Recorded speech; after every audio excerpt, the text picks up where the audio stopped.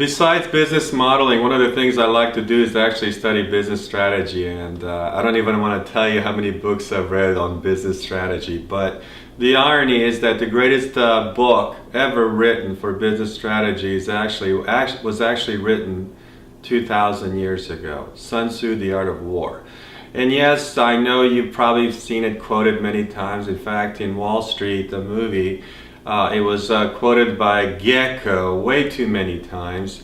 And I think that people really don't understand the whole principle behind Sun Tzu, The Art of War. So what I decided to do is do some episodes of how the strategy behind Sun Tzu, The Art of War is applied to business.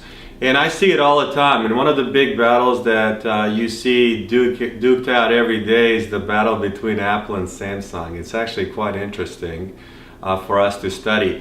But as I go through all the different chapters on Sun Tzu, The Art of War, and it's actually only 13 chapters. So the first chapter is the chapter on estimates.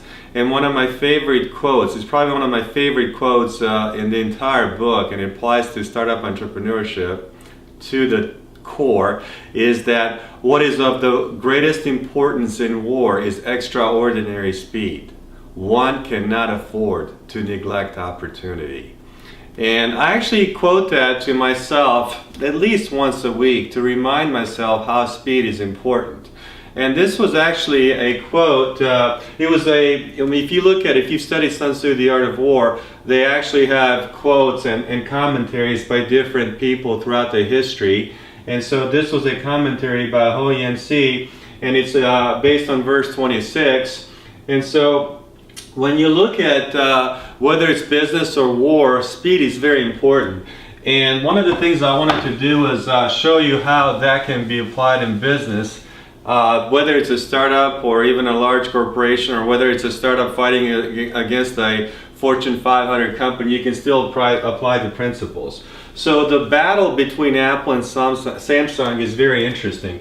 So if you have Apple here, Samsung here, if you look at the iPhone market, okay, Apple came out first. So in this whole battlefront of trying to get you to buy the product, okay, make happy customers right here, is that Apple came out with a very disruptive, revolutionary product, the iPhone. And so they dominated for quite some time. But what's so remarkable is that Samsung came from behind to literally catch up to Apple.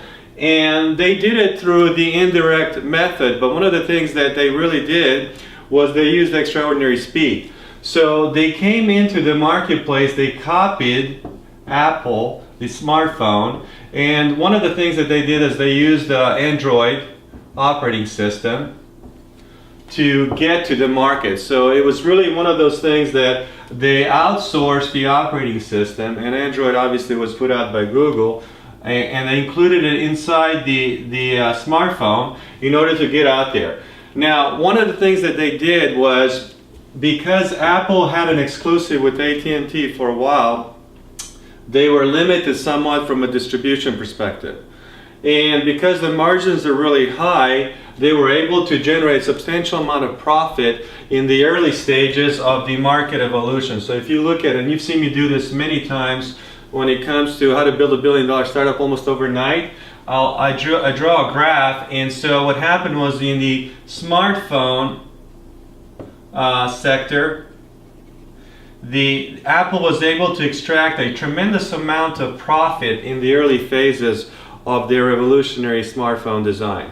And so what happened was, as the market accelerated, Samsung came in and they started to compete on quite a few different fronts. And they use speed as one of their advantages. They use speed in terms of getting to the consumer on a global basis, and they also use the principles of speed when it came to distribution channels. So Samsung used cost as one of their speed advantages. So they came out with different products at a lower cost. So if you've been across the world, I can tell you, and I was in Hong Kong, literally it was completely dominated by Samsung. Even though I went into the Apple store and spent some time there. So what you had was they used cost as an advantage to penetrate the market. They also used distribution. So when you look at Samsung's strategy of going into the marketplace, into the smartphone sector, they use the distribution component, and then last and not least is they use a tremendous amount of advertising to get to the consumer. Okay, so they used, in fact, when you look at the just pure force of advertising dollar for dollar, Samsung was outspending Apple 4-1. Easy. Just to get the consumer awareness. So when you look at the principles of speed and using extraordinary speed, Samsung was using these different factor points to get there. Now, at the end of the day, you got two principles involved when it comes to speed. Speed to launch, and then you also have speed, what I call speed to diffusion. Okay? So Apple was able to segment a market at a higher price point, and they were able to diffuse their technology into those markets. But they left the middle and the low-end market wide open. And this is where Samsung came in. Now, one of the things that you learn when you study Sun Tzu, The Art of War, is the concept of the indirect approach. And so one of the other things that Samsung did is not only did they use the advertising firepower to get to the consumer's minds, not only did they use different wider distribution mechanisms and channels to get to as many global points as possible, but they also used the principal form. As the smartphone, if you look at the innovation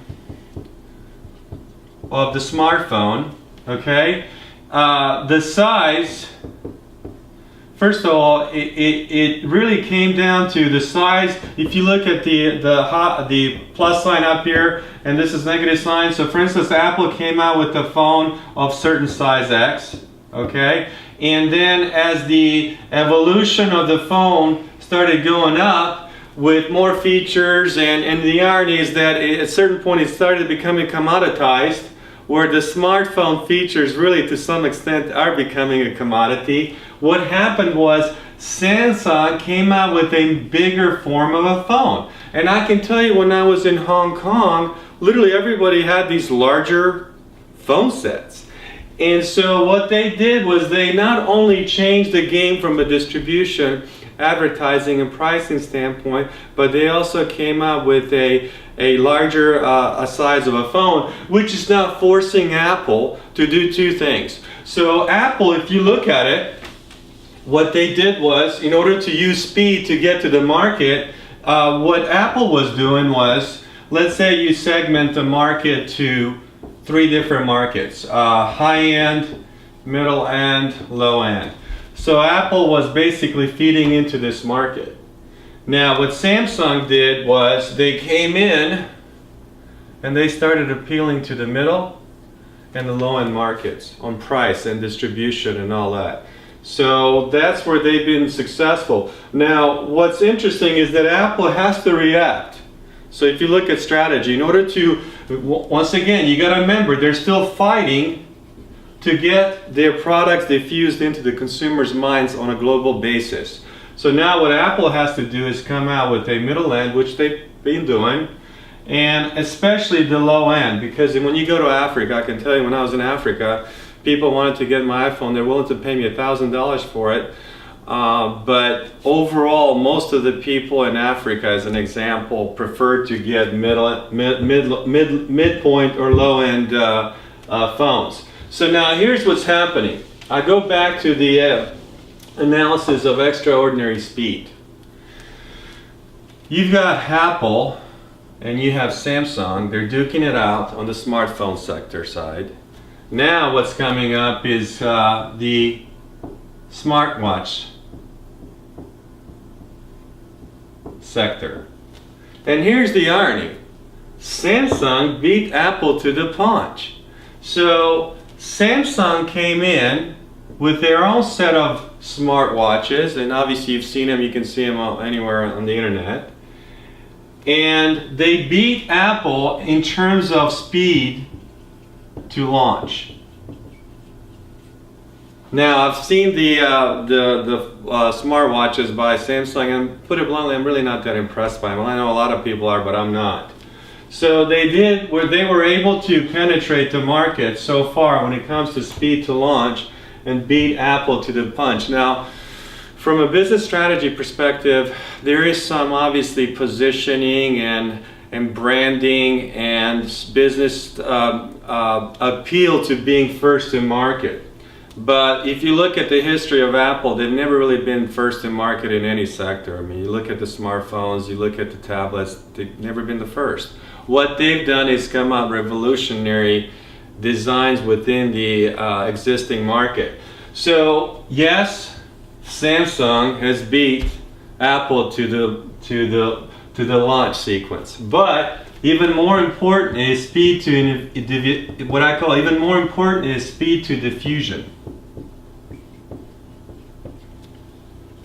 So who is going to end up owning a huge chunk of the consumer mind and the consumer pockets when it comes to smartwatches? And I can tell you, this is just one of the first battles in this huge smartwatch war that's going to be played out, not only by Apple and Samsung, but I'm pretty much probably every major player is going to be in it. I could see, of course, Microsoft, Google, Amazon coming into play as well. And then players like Fossil that have been around for a while and they built a huge business as a fashion brand. Now they're going to have to figure out what to do in that sector and how are they going to play with it. That's going to be interesting. So what you're seeing right now is that Samsung, in summary, has used extraordinary speed to get to the market first in terms of launch, but at the end of the day, you could win the first battle in any war, and that's happened obviously,